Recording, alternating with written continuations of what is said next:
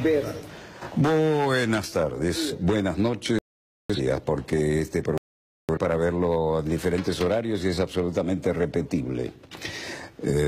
¿Por qué lo digo? Porque los que hemos tenido edad para vivir esa etapa, sabemos que Vietnam es una herida abierta para mucha gente. He heredado, además de Estados Unidos, el problema que tuvieron los viejos colonialistas franceses, para ir más allá. Pero en el aspecto de la hermana Puerto Rico, ha habido historias de las que se cuentan y de las que no. Algunas han sido censuradas, otras han escapado a todo intento de censura. Y yo me siento muy honrado, porque soy de esa generación que vivió esas épocas como joven, y con jóvenes que les tocaba ir a Vietnam eventualmente, como les tocó ir también a la Indochina anteriormente, a otros. Con nosotros está Óscar López Rivera, y Óscar López Rivera es la historia en pleno desarrollo. Él nació el 6 de enero de 1943 y vaya que lo trajeron los Reyes Magos con una gran visión para el futuro. Ahora tiene 75 años muy bien vividos, 75 años y 2 meses, ¿no? Exacto. Y el lugar de nacimiento es San Sebastián, en la querida Puerto Rico. Tiene cargos criminales, nada menos que conspiración sediciosa, violencia con armas, y después habrá que aclarar algunos conceptos sobre esto, y conspiración para transportar explosivos, es decir, un infierno de cargos preparados cuando en Estados Unidos quieren hundir a alguien que no se sometió al sistema, ¿no?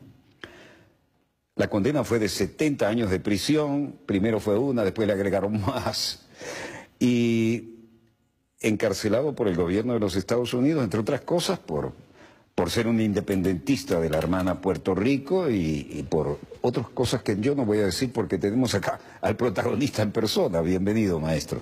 Gracias. Es un orgullo tenerlo acá y quiero que sea usted, con su gran capacidad de comunicador que la tiene, quien nos diga algo sobre todo este mínimo resumen que no le hace justicia para nada a sus años de intensísima vida y a su currículum. Bueno, quizás podemos comenzar con Vietnam. Sí, señor. Porque Vietnam fue el evento que cambió toda mi vida. Antes de ir a Vietnam, antes de ser forzado a servir en las Fuerzas Armadas estadounidenses, fue algo que cambió toda mi vida. Era un joven alegre, pero yo no quería ir a la prisión, que era la condición, lo que se exigía de mí si yo rehusaba servir en las Fuerzas Armadas estadounidenses. Llegué a Vietnam creyendo que el gobierno estadounidense estaba diciendo la verdad, que estaba allí para traerle libertad y democracia al pueblo vietnamita. Pero ya pisando suelo vietnamita todo cambió. Comienza toda una vida completamente diferente, comienza una vida que yo no esperaba experimentar.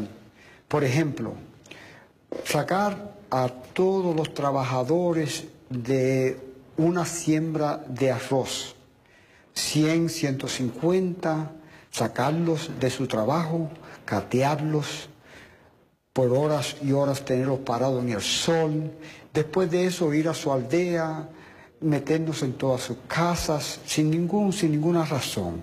Entonces, la vergüenza que sentían estas personas y la indignidad se podía leer en sus rostros. Y poco a poco, entre más tiempo pasé en Vietnam, más me comenzó a doler estar allí. Regresé de Vietnam en marzo de 1967, y es un año que verdaderamente también cambió mi vida, porque en 1967 es el año cuando el doctor Martin Luther King se pronuncia en contra de la guerra de Vietnam, la declara una guerra criminal, y a la misma vez, poco después, el boxeador Muhammad Ali hace lo mismo, pero él rehúsa prestar servicio militar obligatorio, que yo acepté. Y él dice lo siguiente: el pueblo vietnamita no me ha hecho nada a mí ni a mi gente, y por eso yo rehúso ir a una guerra que no es mi guerra. Y pagó un precio alto, 4 años sin poder trabajar, y también que le quitaron muchísimas de las cosas que él tenía. Y recordemos qué le pasó a Martin Luther King. El 4 de abril de 1968, un año después de él haberse pronunciado en contra de la guerra, es asesinado. ¿Quién lo asesinó? ¿Por qué lo asesinó? Casi todos sabemos por qué y quién lo asesinó. Sin embargo, el verdadero criminal nunca ha pagado el precio. Eso es una realidad muy diferente a la que nos pinta Hollywood, ¿no? Donde se glorifica la guerra, se da la opinión de es una oportunidad de ser un héroe y de volver con aureolas y con decoraciones. La verdad es muy diferente, y yo recuerdo brevemente una referencia. Algunos se metían en el Cuerpo de Paz, aquella iniciativa de ayuda social, para no tener que ir a Vietnam, pensaban ellos, ¿no? Y en Uruguay me tocó convivir y ayudar a alguien de un grupo, de un individuo joven del Cuerpo de Paz, y yo lo invitaba a ver las películas del semanario Marcha, el festival de cine anual, importantísimo.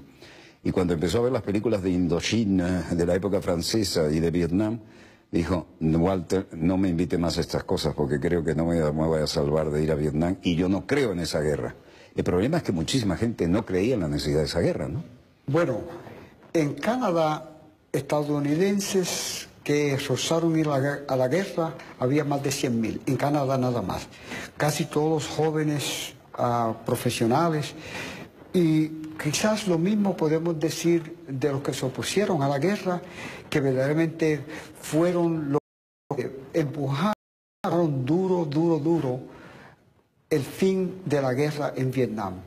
Hubo veces que habíamos en Washington 150.000, 200.000 jóvenes protestando en contra de la guerra, pero ni el gobierno de Nixon, ni las ramas legislativas, el Senado y el Congreso de Estados Unidos nos hacía caso. Íbamos, hablábamos con senadores, hablábamos con congresistas y decían que sí, pero nunca empujaban la paz. No es hasta que empieza Vietnam, el Vietcong, especialmente a los combatientes que alegadamente venían del norte, pero que estaban en el sur, los que verdaderamente hicieron que Estados Unidos cambiara, porque le estaban dando duro. Se vio Estados Unidos, las Fuerzas Armadas estadounidenses, con más de 500.000 de soldados, se vio forzado a echar para atrás, a comenzar a negociar con el pueblo vietnamita, especialmente con Ho Chi Minh, y por fin en 1975 se ve forzado a salir de Vietnam. Una de las cosas bien interesantes es que el gobierno estadounidense había dicho la mentira, pero hizo otra mentira más grande. Le prometió al pueblo vietnamita reparaciones por todo el daño, más de 2 millones de seres humanos asesinados en Vietnam. Y nunca cumplió con su promesa de ayudar a Vietnam. Sin embargo, el pueblo vietnamita se ha ido levantando, y hoy día es un pueblo que vive bastante tranquilo y es un promotor de paz. La teoría era: si pudimos con la Segunda Guerra, pudimos con Vietnam, ¿no? Que es unos asiáticos ahí cultivando arroz. ¿Cuál es el problema? Y se cambió todo el sistema, todos los manuales fracasaron. Fue una especie de comienzo de la gran guerra asimétrica, como la llamamos hoy, ¿no? Bueno, bien interesante, porque Don Giap, el genio de la guerra de Vietnam, nos enseñó primero que los franceses se habían equivocado, igual que los estadounidenses, más tarde, pero él nos enseñó que definitivamente no es una cuestión de quién es el más fuerte, sino el que tiene el corazón y el amor por lo que está haciendo. Defender una patria no es ningún pecado y no es ningún peso, ¿no? Para los vietnamitas no era un peso. Para Estados Unidos se convirtió en un peso. Y definitivamente la carga era grande y tuvo que salir de Vietnam, no porque quería, sino porque ya no tenía las energías, tampoco tenía el dinero porque le había costado bastante la guerra, y se vio forzado. Los únicos que ganaron fueron los fabricantes de helicópteros y de aviones y de armamento. Bueno, ese complejo industrial tecnológica, militar industrial. Sí, esos son los que fomentan la guerra, ¿no? Para permanecer vivo, para esa industria permanecer viva, le es costosa. Tiene que continuar fabricando más y más armas, más y más sofisticadas, más y más quizás criminales con los resultados del uso de esas armas. Y yo recuerdo una foto patética que se volvió clásica, ¿no? Hoy diríamos viral, cuando el helicóptero está sobre el tanque de agua, uno de los tanques de agua de la Embajada de Estados Unidos, y todo el mundo desesperado guindándose de los patines del helicóptero para ver si los llevan hasta el portaaviones para alejarse de ese infierno, ¿no? O el jefe de policía de la capital dándole un tiro en la cabeza, en la sien, delante de todo el mundo en la calle, a un prisionero que estaba maniatado y prácticamente de rodillas en la calle, ¿no? Bueno, el resultado final lo podemos ver exactamente cuando Estados Unidos empieza a evacuar sus soldados, ¿no? Y los vietnamitas que creían que iban a regresar con esos soldados, se vieron obligados a treparse en esos aviones, muchas veces cayendo al piso, muchas veces muriendo, muchas veces siendo pateados por los mismos soldados estadounidenses, y la mayoría de ellos pues se tuvieron que quedar en Vietnam. Pagaron un precio bien alto por ser serviles al gobierno estadounidense. Pero la guerra en sí y la fealdad de una guerra y el sufrimiento de una guerra también lo podemos ver en esos seres humanos que creyeron que iban a salir con los soldados estadounidenses de Vietnam. Y fue si miramos bien los documentales, vemos lo doloroso que fue esa experiencia para ellos y ellas. Es tremendo porque hicieron la guerra de acuerdo a los intereses de Estados Unidos, que quería marcar su influencia geopolítica allí, ¿no? Pero bueno, los franceses fracasaron, pero nosotros no, vamos con todo. Y cuando se deciden a irse, no ayudan a los que habían sido sus fieles seguidores y sus camaradas de armas. Los dejan ahí sabiendo que viene Vietnam del Norte arrasando, ¿no? Es dramático. Lo que usted acaba de decir fue un drama humano de escala planetaria, ¿no? Bueno, Estados Unidos hizo lo que Estados Unidos está acostumbrado a hacer, ¿no? Porque si miramos la guerra de Corea, Estados Unidos entró a Corea creyendo que iba a hacer un daño inmensísimo y que iba a llegar hasta China, ¿no? Pero se dieron cuenta, ¿no?, que no podían continuar la guerra, tuvieron que parar la guerra. Fue la retirada más vergonzosa después de haber ganado la Segunda Guerra, ¿no? Sí, ya comenzaron, es porque la mentalidad militar, ¿no? Mucha de esta mentalidad es promovida exactamente por ese complejo industrial militar, que un general sale y le dan un buen trabajo, se convierten en promotores de la guerra, y poco a poco van cayendo, y poco a poco no pueden ganar, no pueden triunfar, porque las guerras no son fáciles de triunfar, ¿no? Y hay una diferencia grande entre un pueblo que defiende su territorio y un militarismo invasor. No es lo mismo. Para los vietnamitas... La moral siempre es otra, ¿no? Exactamente. No es lo mismo pelear por la patria donde nací que ir a invadir a otro a tratar de quitarle la patria, ¿no? Exactamente. ¿Y ustedes cómo sintieron eso como puertorriqueños? Porque para nosotros el Caribe es un problema de familia, ¿no? Bueno, para los puertorriqueños, yo puedo usar mi ejemplo, ¿no?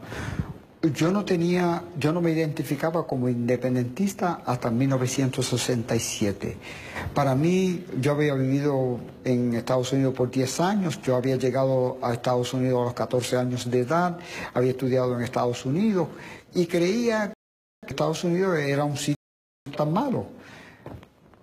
Detrás de la guerra de Vietnam también hay todo un movimiento dentro de Estados Unidos, que es el movimiento de la integración que fomentó el doctor Martin Luther King.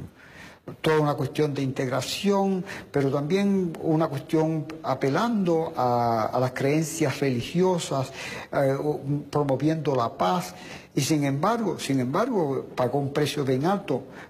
Y ese movimiento también impactó en muchos y muchas de nosotros, ¿no? Así que llegar a Chicago a los 24 años de edad, de una guerra que era criminal, pero también una guerra que fue parte de la guerra de una guerra anterior, que es lo que hace Estados Unidos con España, y se apodera de Puerto Rico. Entonces, me veo obligado yo no solo a estudiar lo que había pasado en Vietnam, sino también adquirir conocimiento de mi propia patria. Y da la casualidad que un señor nacionalista un día vino y nos invitó a un grupo de jóvenes a oír unas grabaciones que él tenía de nacionalistas. Y llegamos a la casa y nos sentamos y estábamos dialogando con él y escuchando. Y de momento sale una voz femenina y dice lo siguiente: yo no vine a Washington a matar a nadie, vine a Washington a dar mi vida por Puerto Rico. Esa señora se llamaba Lolita Lebrón. Y al oír su voz sentí yo un dolor y una inspiración. ¿Por qué yo, si ella estaba dispuesta a dar su vida por Puerto Rico, por qué yo no podía hacer lo mismo? ¿O por qué yo no podía luchar para su excarcelación? Y desde 1967 hasta 1979, cuando el presidente Jimmy Carter por fin le da libertad incondicional a Lolita Lebrón, a Rafael Cancel Miranda, a Ervin Flores y a Andrés Figueroa Cordero y a Oscar Collazo López, y salen de la prisión. Y salen de la prisión porque logramos una gran lucha en favor de su excarcelación. Y esa mujer fue una inspiración para mí, una fuente de energía todo el tiempo, una fuente, mientras vivió, fue siempre una fuerza, porque ella me dijo a mí, como si hubiese estado hablando conmigo directamente: mira, yo fui a Washington a luchar por mi patria, por la independencia de Puerto Rico, porque el colonialismo es un crimen en contra de la humanidad, es un crimen. Entonces, poco a poco, pues ya me voy envolviendo y adquiriendo conocimiento de nuestra lucha, y para mí se convierte en quizás lo más que le dio propósito a mi vida y mi razón de ser. Yo recuerdo una visita a una de las más conocidas televisoras de Puerto Rico, Guapa TV, y hablando de colega a colega, una visita de cortesía, porque estaba navegando por todo el Caribe, y el resultado, después de algunos brindis, era: nosotros sí queremos ser independientes, pero hay líneas oficiales y hay líneas que se cruzan. Dice, pero, digo, me da la sensación de que aquí cualquier soldado o marino de Estados Unidos hace lo que le da la gana y no pasa nada. Y me dice, lo que digo no vincula a Guapa TV, no lo que voy a decir ahora, sino algo paralelo a esto. Me dice, no te preocupes, que cuando algún gringo de esto se pasa de la raya, aparece por ahí con la panza abierta y alguien se encarga de hacer justicia, pero con eso no vamos a solucionar el tema de fondo, ¿no? Ahora, cuando se entra al tema de fondo, que es lo que le ha tocado vivir a una independentista como usted y otros colegas suyos en esta honorable lucha para nosotros, desde nuestro punto de vista, ¿cómo se maneja eso? ¿Hay un statu quo que ha congelado la situación? ¿Hay opciones? ¿Hay algún panorama diferente? Bueno, es que el gobierno estadounidense llegó a Puerto Rico en 1898, sí. Ocupó militarmente a Puerto Rico, y desde que llegó criminalizó todo el movimiento independentista. No pasaron... A priori. A priori. Y poco a poco... No estás con nosotros, eres un criminal. Eres un criminal. Entonces, esa criminalización continuó, pero hubo puertorriqueños con el gobierno estadounidense al llegar a Puerto Rico, una élite de puertorriqueños que se prestaron para ayudar al gobierno estadounidense a administrar la colonia. Desde 1898 hasta el presente ha existido esa élite que se beneficia muchísimo, que se identifica con Estados Unidos, que quieren ser más americanos que George Washington, y esa élite ha colaborado muchísimo con el gobierno estadounidense para criminalizar el independentismo. En Puerto Rico se llegó un momento que ondear la bandera puertorriqueña era un crimen. Se llegó el momento de hablar de independencia. Si un profesor era independentista, iba a perder su trabajo. Si un maestro era independentista, independentista y hablaba de independencia del estudiante, iba a perder su trabajo.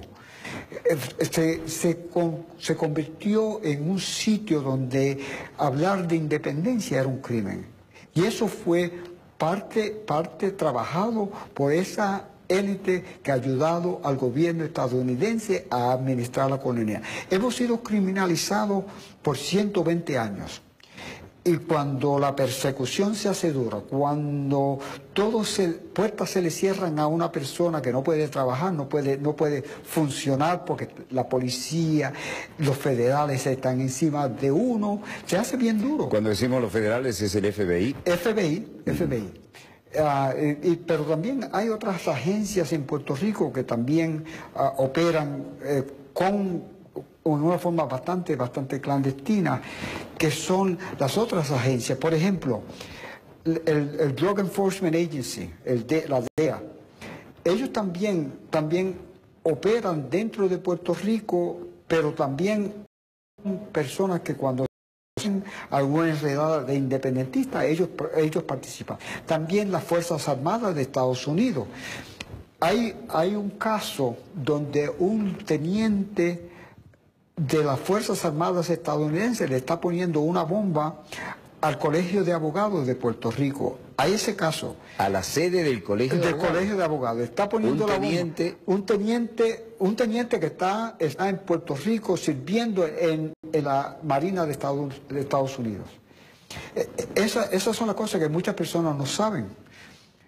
Es que tienen una fuerza enormísima y tienen fuerzas que muchas veces nadie las conoce, ¿no? Y el control de los medios de comunicación, ¿no? Bueno, eso es de ellos, ¿no? Eso es de ellos y de esa élite también, ¿no?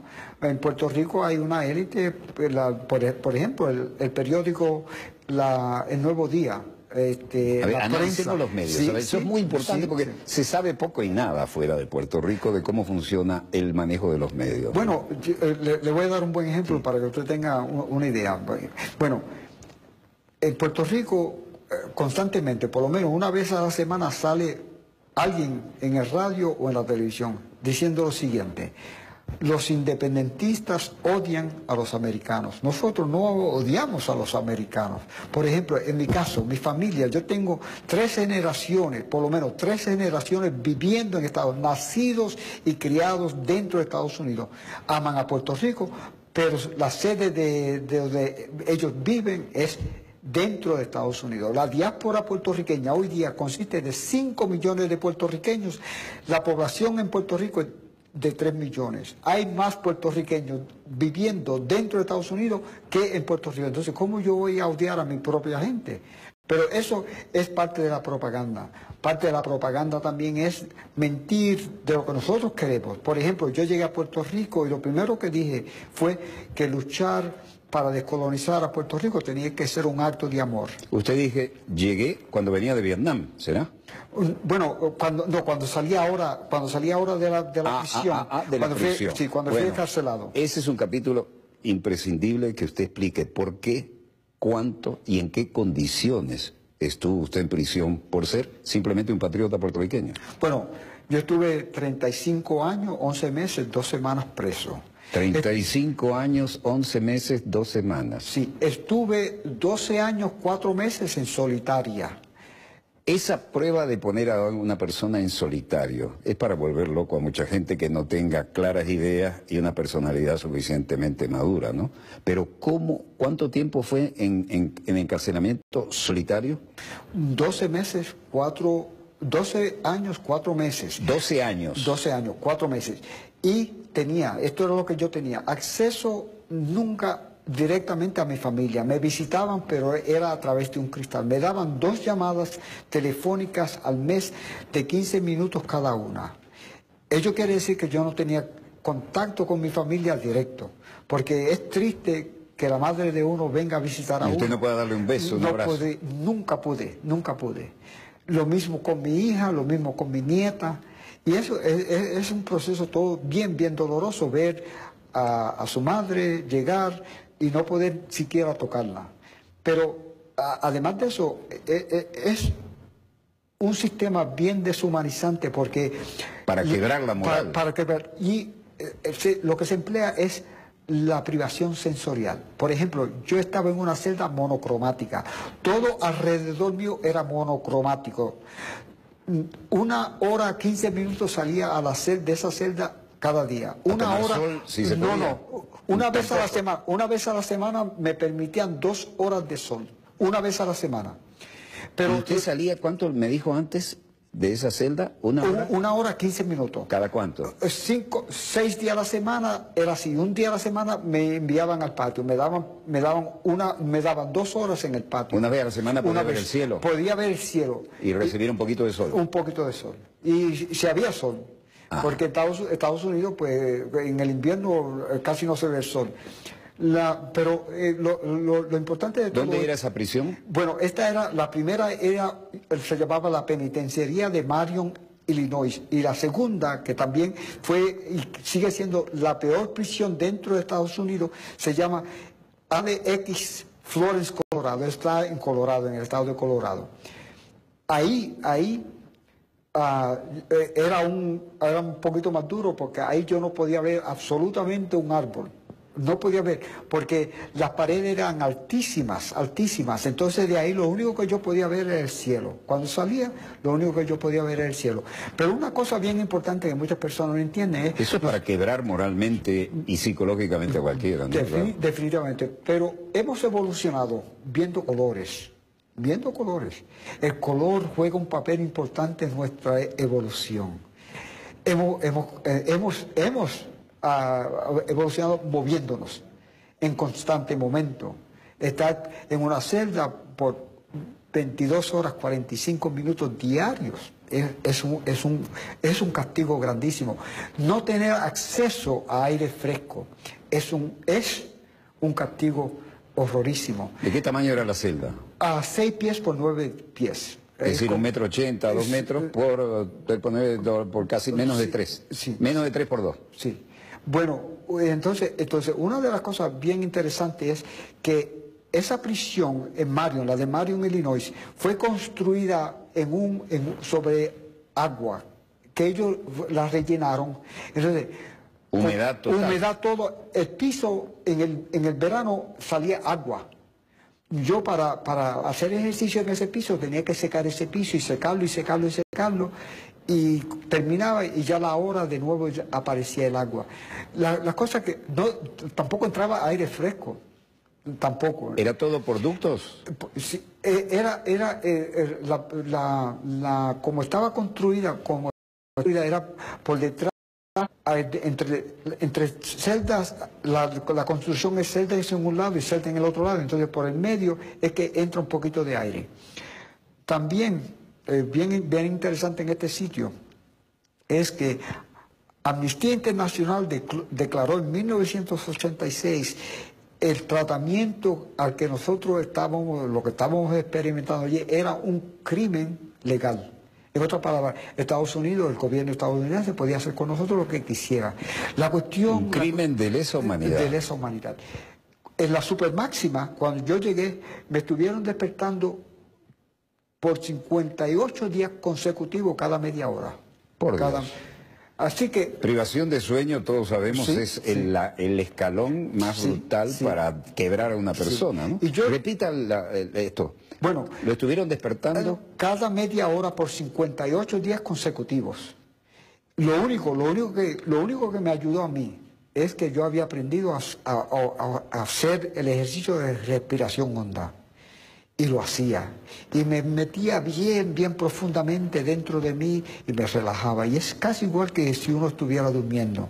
Y así fue como yo pude más o menos bregar con esa situación. Y también había una ducha donde yo me podía bañar y cuando sentía, porque el cuerpo, la temperatura cambia. A veces siente uno calor, a veces frío. Entonces cuando me sentía con calor, abría el agua fría y me bañaba con agua fría. Estaba 15 o 20 minutos y después hacía lo mismo. Si sentía frío y quería calentarme, usaba el agua caliente, 20 minutos y así por lo menos cambiaba, regresaba la temperatura del cuerpo a la normalidad. Pero porque yo tenía algún tipo de experiencia ya Me ayudó esa experiencia, me ayudó mucho. Había 3 o 4 prisioneros en la misma galera y a los 4 días ya los tenían que llevar al hospital por la palpitación del corazón.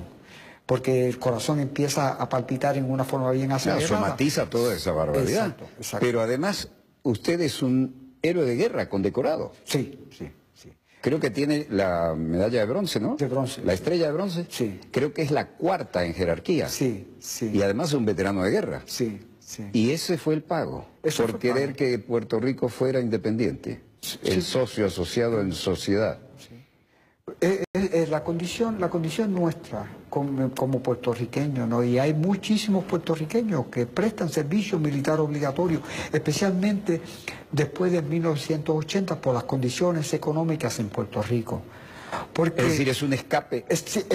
Pero para muchos es la única forma que pueden trabajar, conseguir empleo. En Puerto Rico, un ejemplo bien que quiero señalar es que por los últimos 25 años Puerto Rico, la economía de Puerto Rico ha ido decayendo, porque Estados Unidos se ha prestado, especialmente el capital grande dentro de Estados Unidos, se ha prestado con una campaña de privatización. Sí, en a otras ultranza. Es la doctrina. El Estado no tiene que hacer nada. Limítese a tener policía, a hacer la guerra y déjenos a nosotros la economía y todo lo demás que somos los que sabemos, ¿no? Sí. Además nosotros le pagamos a usted la campaña, por eso está usted en el Congreso o llegó a la Casa Blanca, ¿no? Sí.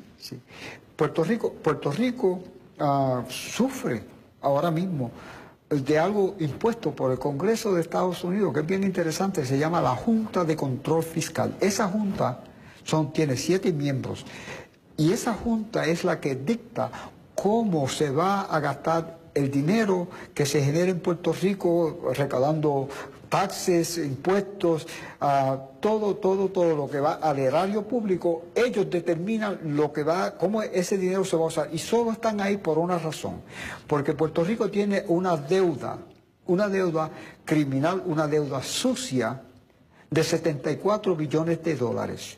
Una deuda que nosotros hemos pedido una auditoría para saber cómo se gastó ese dinero y todo, el gobierno federal y la administración colonial no quieren ningún tipo de auditoría porque ello ilustraría la corrupción que hay en manos de esa élite que gobierna Puerto Rico y el gran capital estadounidense. 74 billones, con B de Bravo. Sí.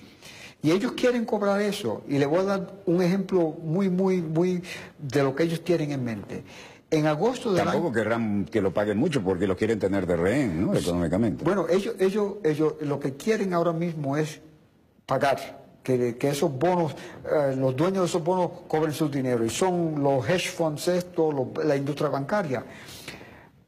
Una cosa bien interesante es, el año pasado en agosto cerraron 157 escuelas en Puerto Rico. Perdón, cerraron 157 escuelas públicas, sí.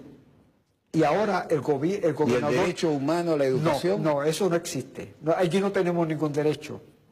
Se habla de derechos, pero nosotros no tenemos ningún derecho.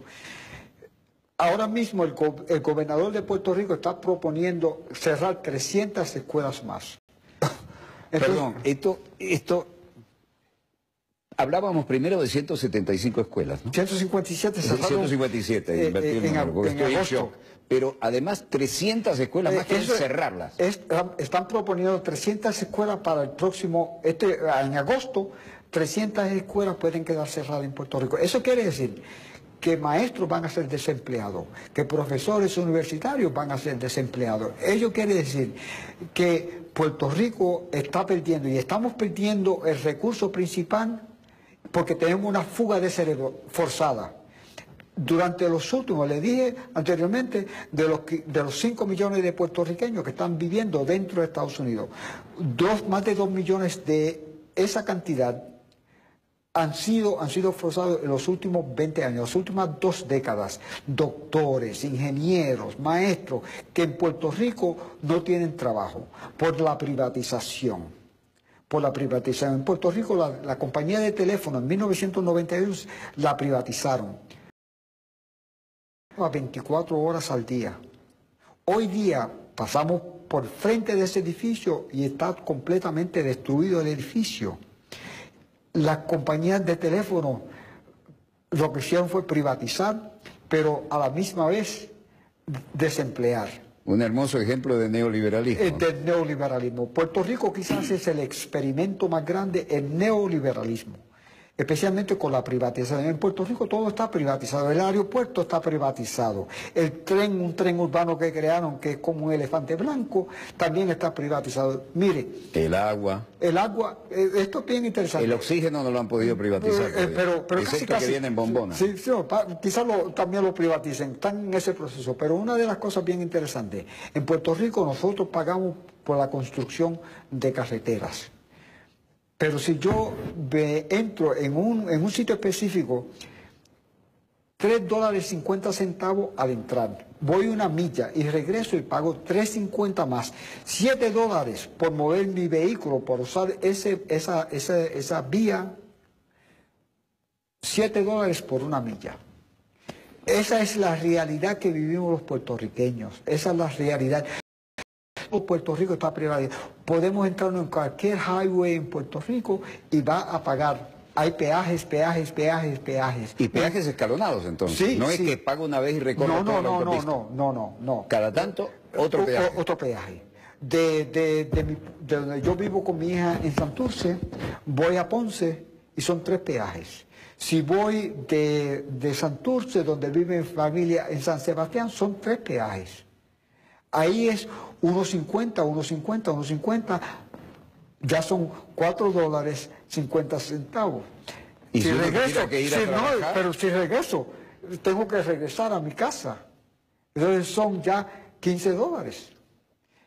Esto se cuenta y no se cree, ¿no? No, es algo bien interesante cómo el bolsillo nuestro tiene que sacar dinero hasta para transportarse de un lado a otro. Y un trabajador y una trabajadora, imagínense tener que pagar $7 solamente cada día. Entonces el salario que está recibiendo esa trabajadora no es mucho. ¿Cuál es el salario promedio? Bueno, el salario federal es $7.25 en Puerto Rico. La hora. La hora. Pero en Estados Unidos ahora mismo hay sitios que están en Puerto Rico que pagan $15 la hora. Pero esa misma corporación en Puerto Rico paga $7.25. Y quizás el trabajador puertorriqueño tiene que hacer mucho más trabajo. Pero le voy a dar otro ejemplo de algo que está pasando en Puerto Rico ahora mismo. El huracán María devastó a Puerto Rico. Sí, señor. En Estados Unidos, 2 corporaciones públicas, FEMA y el Cuerpo de Ingenieros. Ellos tienen billones de dólares. Contratan a una compañía dentro de Estados Unidos. ¿Cuál fue la primera que nombró, aparte del Cuerpo de Ingenieros? FEMA. Esas 2 corporaciones tienen billones de dólares. Contratan a una corporación dentro de Estados Unidos. Esa corporación subcontrata, llegan a Puerto Rico, esos trabajadores van a hospedarse en hoteles de estos de mucho lujo. Para llegar donde van a trabajar, paran en un sitio que se toma 1:30 de llegar de ese sitio al sitio donde van a recoger el vehículo en el que van a trabajar. Y de ahí llegan al sitio donde van a trabajar. Por lo menos llevan 4 horas ya sin trabajar. Llegan al sitio y trabajan 3 horas y salen. Y le dan $960 al día, esa gente por hacer. ¿Al día? Al día. Todos son estadounidenses. ¿Y todos, de las 7 horas trabajan 3 con suerte? Sí, con suerte. Esa es una realidad que nosotros vivimos. Entonces se nos dice, bueno, estamos ayudando. No están ayudando nada. El señor Trump... ese es un temazo. Sí, pero ese señor dice, bueno, nosotros vamos a darle un préstamo de $4.9 billones a Puerto Rico. 4.9 billones. Un préstamo. Pero debemos 74 billones. Entonces ya llega casi a $80 billones la deuda nuestra. Esa es la realidad que nosotros vivimos. ¡Qué barbaridad! ¿No? Es una cuestión bien triste. Entonces, ¿por qué luchamos? Bueno, ¿qué vamos a hacer los puertorriqueños y las puertorriqueñas? Lo único que podemos hacer es luchar para descolonizar a Puerto Rico. O paramos eso o terminamos como el estado de Hawái. El estado de Hawái, Estados Unidos se apoderó de Hawái en 1893. Lo hizo e inmediatamente comenzó a mudar gente de los 48 estados a Hawái. Y poco a poco la población de Hawái, la nativa, fue convirtiéndose en minoría y la de los 48 estados en mayoría. Y poco a poco llegaron a ser mayoría, especialmente después de la Segunda Guerra Mundial, porque construyeron más bases militares, porque ya eran dueños de muchísima tierra los de los 48 estados y convirtieron a Hawái en un estado. Pero si hoy día, para entender bien lo nefasto que puede ser ese tipo de tomar posesión de un territorio que no es de ellos, que son nativos. Si queremos ver lo nefasto, podemos ir a las prisiones de Hawái y la mayoría de los presos son los nativos. Caramba.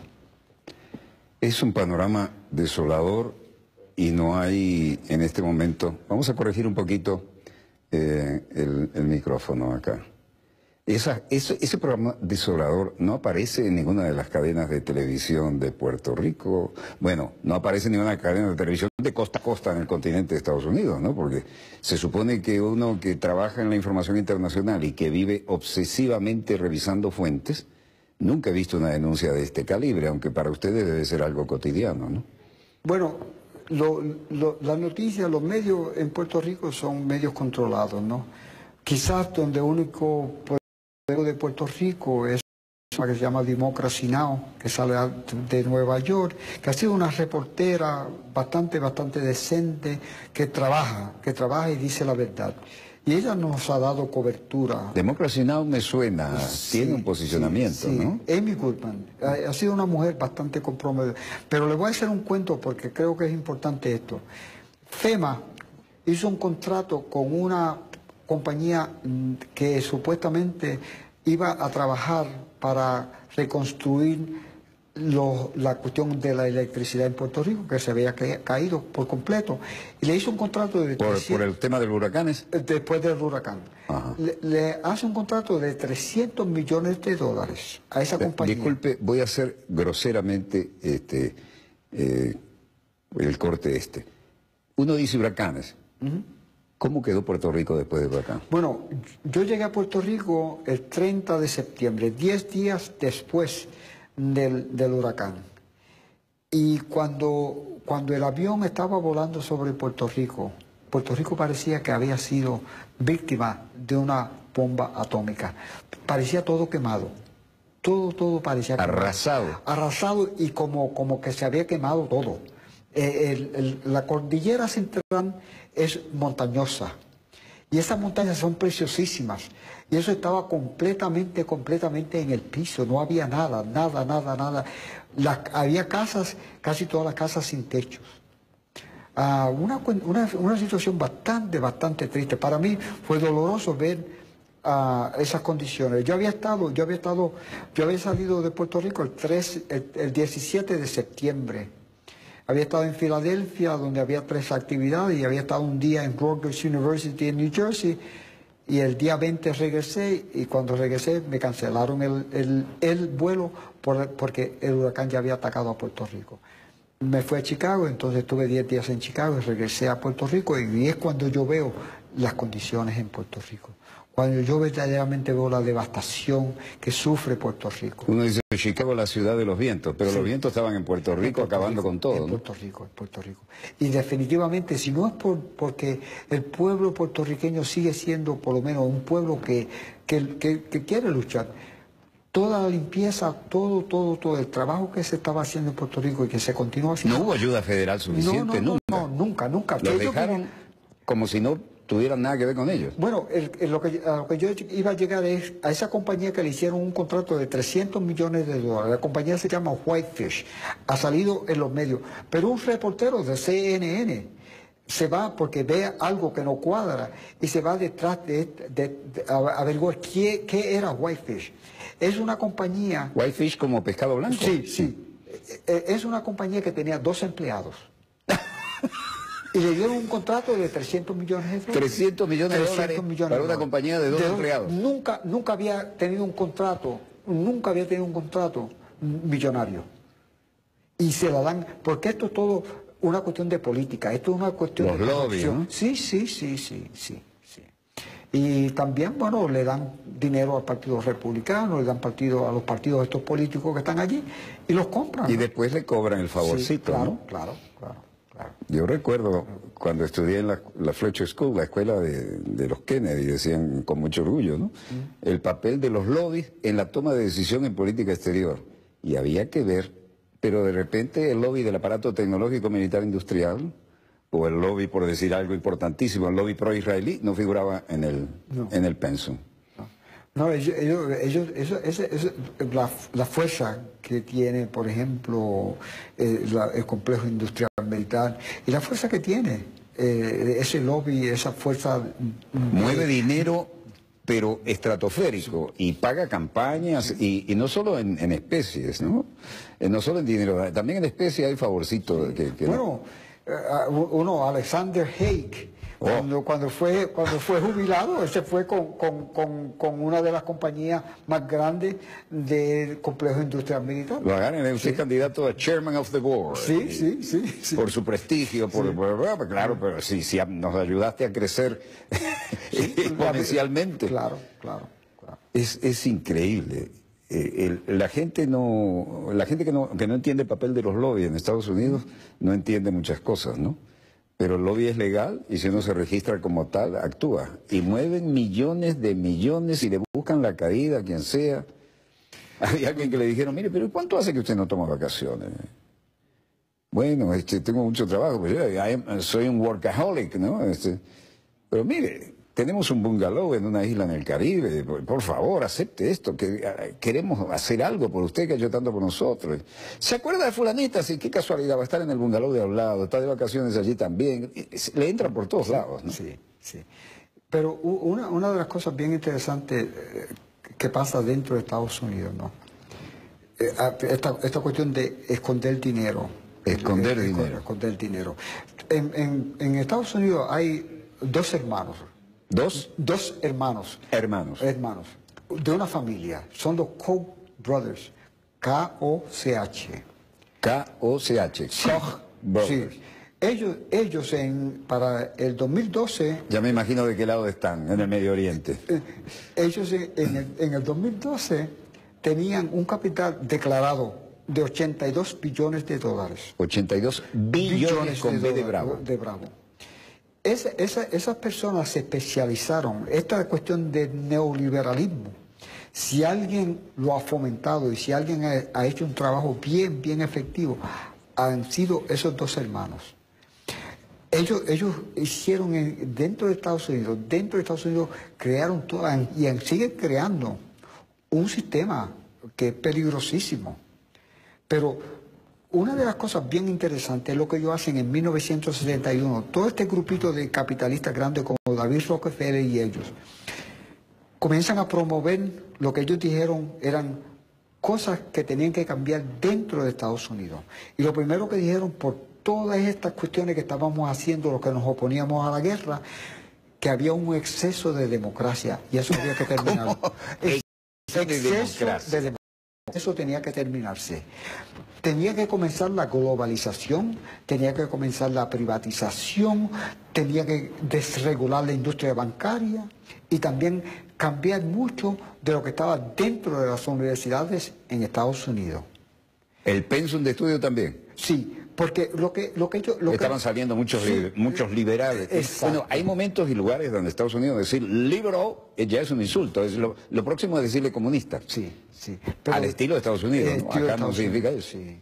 Pero lo que ellos han hecho desde 1971, bueno, ellos han globalizado. Y una de las cosas interesantes, ¿no? ¿Qué es la globalización? Bueno, para el 1971, un trabajador en Ford, en Michigan, se ganaba casi $30 la hora. Entonces, ellos construyen una planta en México. Ford, en Monterrey.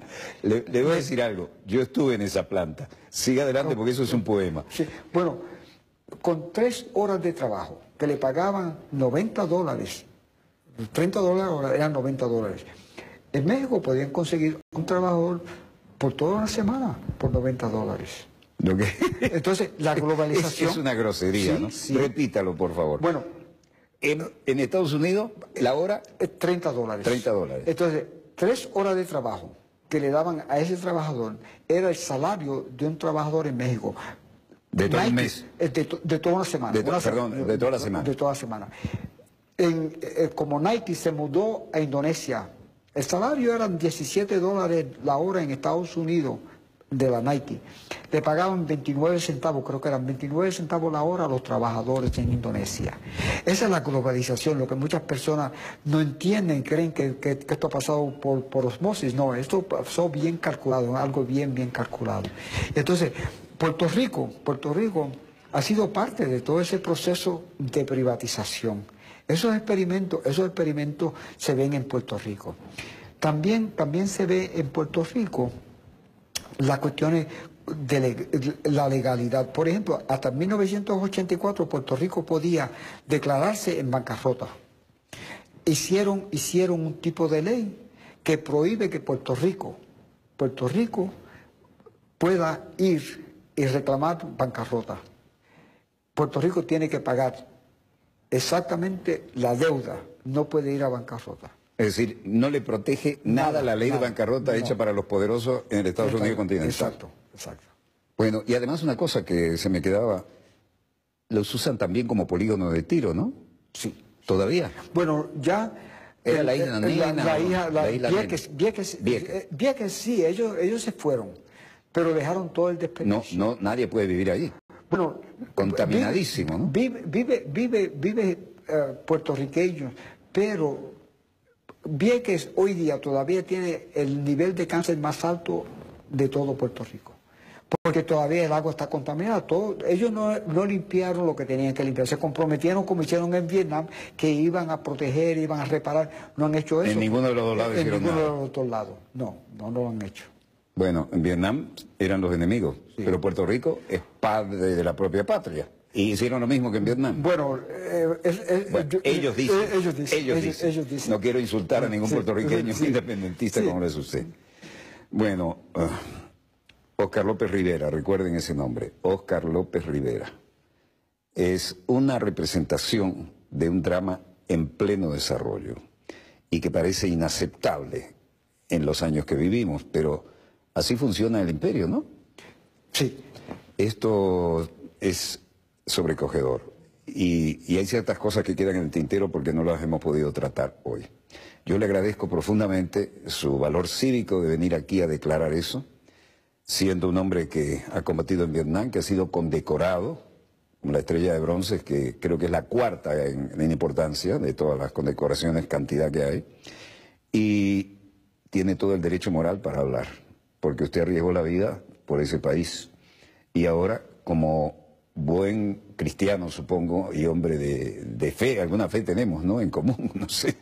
Yo no pretendo generalizar eso. Yo soy el que habla como cristiano. Quiero decirle que yo me siento orgulloso de haber contribuido en algo en tocar estos temas. No lo involucro a usted en nada y tomamos como muy buenas sus declaraciones porque sabemos que viene de alguien que habla por experiencia y la experiencia no es transferible, hay que asumirla. Muchísimas gracias. Cada vez que usted pase por aquí, tendrá la oportunidad de venir a saludarnos y, si es posible, tener un diálogo tan interesante como este. Donde quiera que se encuentren, de ese lado del receptor, muchas gracias por permitirnos estar allí con ustedes. Desde el estudio 3 de Venezolana de Televisión, el canal pionero de la televisión venezolana, heredero de aquel TVN5 donde comenzamos en el Cerro Marín, la popular Charneca, finaliza aquí otro dossier. El programa decano en todo el hemisferio occidental de la información internacional vía satélite. Les habló